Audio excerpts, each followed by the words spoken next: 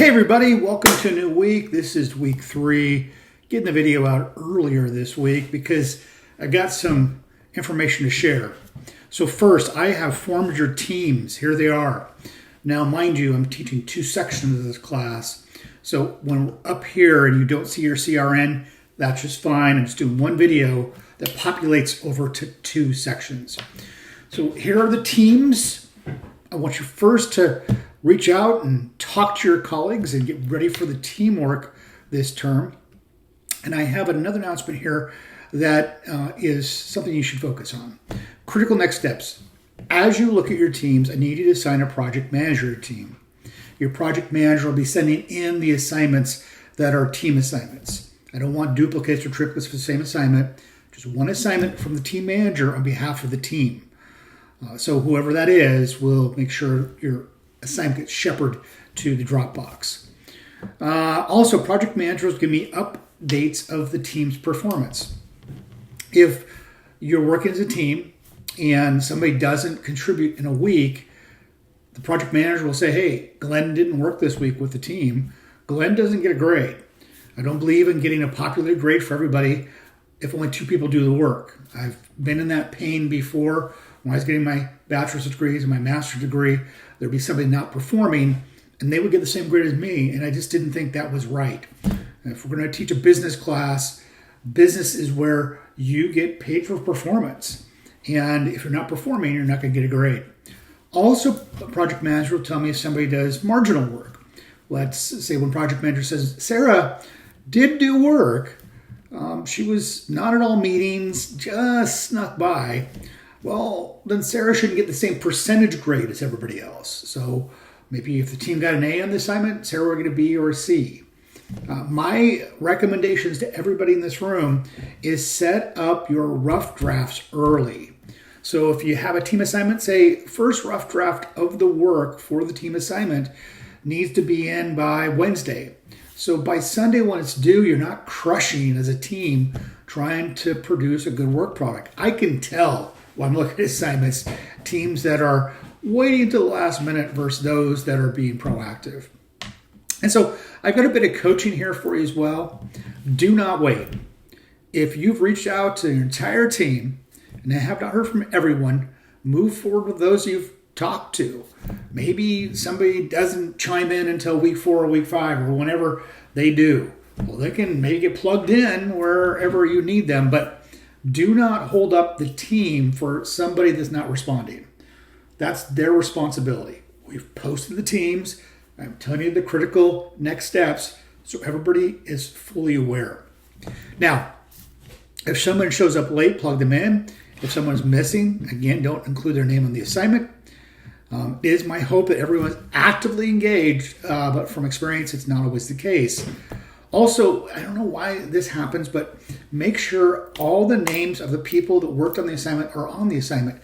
I don't know all teams because I'm teaching 4 sections this term, so I don't know individuals on each team. So make sure your names are on the assignment.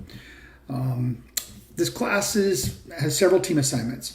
Business is a team sport. I was just talking about it with my on-ground class I teach on Tuesdays.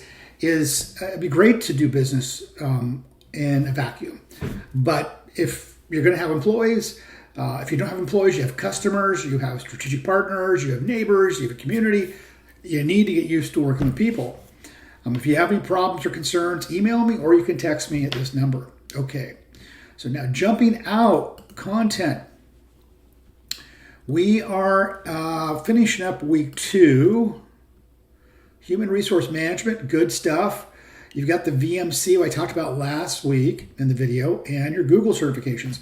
I've had a few people say they only see 5 or 6 hours Google certifications. If you want to do that, that's great, but you don't have to take that long of one. There's several out there. They're 1 hour, 1 hour and 15 minutes. Do what fits into your schedule. Now, as we embark on week 3, guess what? You have your, oh no, you don't have a first team assignment. I have it a little backwards. This is still an individual week. I think, when does team assignments start? Maybe I talked about this before. Week 4, that's a individual assignment. And week 5, sorry, this is not the best to do. Or they finally do a SWOT in week 5. So you have some time to breathe as a team, but I wouldn't bank on it for a long term. But week 3, which we're coming into, is one of my all-time favorite assignments. It's one of my longest standing assignments I ask students to do. But let's first talk about the discussion questions. You have employment law. This is the week of business law. So we're going to talk about legal considerations, formations, how to protect your business. And Brannigan does a great job in covering the biggest concerns you should be thinking about when it comes to employment law. I do a whole lecture. I did it on Tuesday. Again, in my Tuesday on ground class, we talked about all of the different laws that you have to be privy to when running a business. And then Aiden's one of my favorites. I've had her videos in my classes for 4 or 5 years now. They've been different videos, but this is top legal mistakes that are made by business owners. And she's really generous with the information she shares. Now, the assignment of the week is called the PCC101F25W3. Now, what you can do is go to the official site. Here's the PCC101F25W3 site. Ooh, that didn't work out too well. Let's see if I can go over here. For some reason, it's not populating. Let's go up here. There we go. I will fix that link. Share your passion, telling your story. One of the number one reasons, or I should say, the number one phobia in business is public speaking. So this will help you with your public speaking. How a PCC101F25W3 works, and you can actually do your PCC101F25W3 here on the PCC101F25W3 site. You go to create, and it's going to make me go to my Google. So hold on a second. You got to sign with your Google. There's other ways to sign up, but I do it this way because it's most convenient for me. Now I go to create a presentation. You want to do the 10 images every 20 seconds. So how this works is every 20 seconds, your image changes to a new image. So in this one here, you don't want to do it for the 20 for 20, it's too long. 10 for 20 is 3 minutes and 20 seconds. Every 20 seconds switches it to a new image, and you're telling me a story. Something that, maybe a hobby you have, or something you're passionate about. I wanted to stay personal for this assignment. Nobody else will do it but me. But this is the muscle that you need to exercise to get comfortable with public speaking. Your face will never be on the screen. And you will not have any text on the screen. It's all visual. It's all storytelling with pictures. Or video if you want to use B-roll. I've had some students do that over the years. But as it changes, you want to end your talk right between 3 minutes and 3 minutes and 20 seconds. That's a sweet spot. If you end early, that's fine. Don't go beyond 3 minutes and 20 seconds. You can use this site. Also, PowerPoint has utility to do this. You can do this on Canva as well. But this is the easiest way on this site. The only downside to using this site is you don't want to buy a subscription for this. So you're not going to be able to load certain pictures, pixel sizes, and so forth to this site. So, and then you just send me the link. And if you go back to just the screen here, you can see dozens and dozens of different, I should not say dozens, hundreds and hundreds of different PCC101F25W3s out there. So you can get inspiration. And then I'd also recommend you look at what is a PCC101F25W3.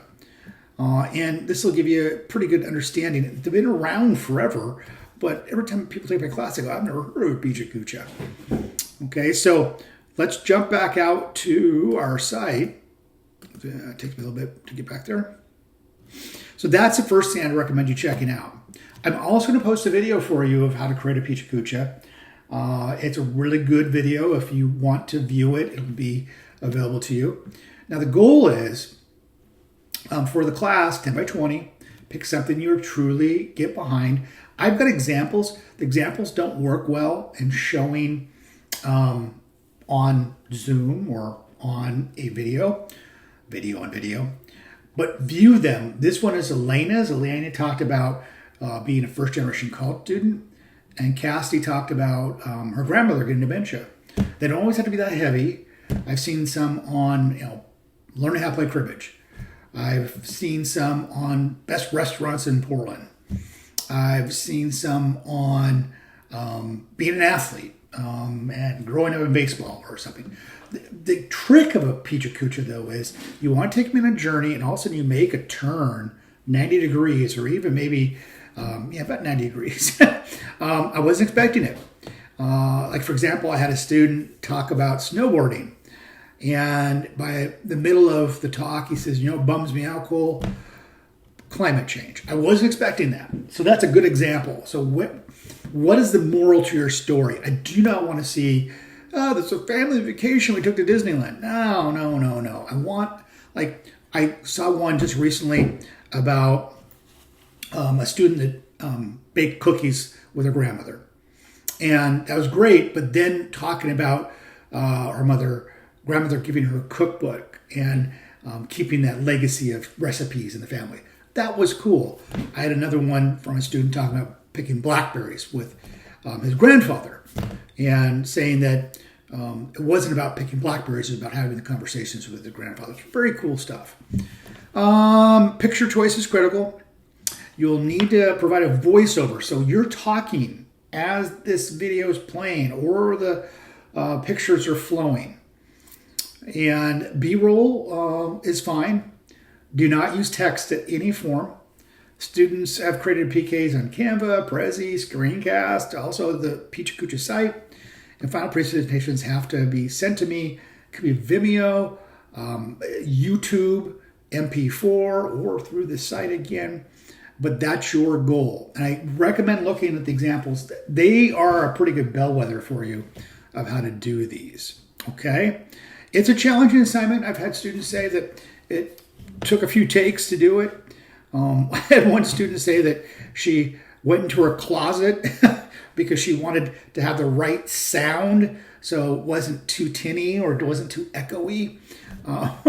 I've had several stories over the years of how people created these.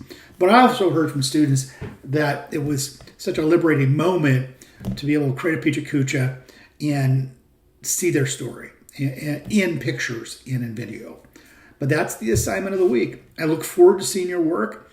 Again, if you ever have questions, comments, or concerns, reach out to me anytime. I'm here for you.